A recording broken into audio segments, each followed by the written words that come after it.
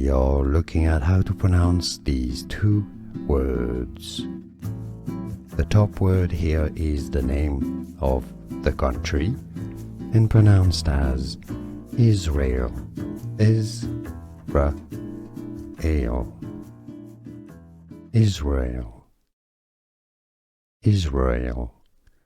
The bottom word here is the nationality, the citizenship. The inhabitants of Israel are Israeli. A stress on the middle syllable here is Ray Lee. The Israelis live in Israel. We are looking at how to pronounce these two words.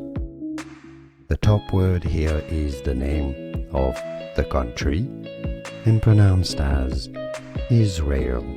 Israel. Israel. Israel. The bottom word here is the nationality, the citizenship. The inhabitants of Israel are Israeli. A stress on the middle syllable here is Ray Lee. The Israelis live in Israel. We are looking at how to pronounce these two words.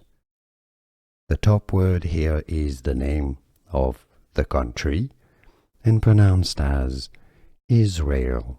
Israel. Israel. Israel. The bottom word here is the nationality, the citizenship. The inhabitants of Israel are Israeli. A stress on the middle syllable here is Ray Lee.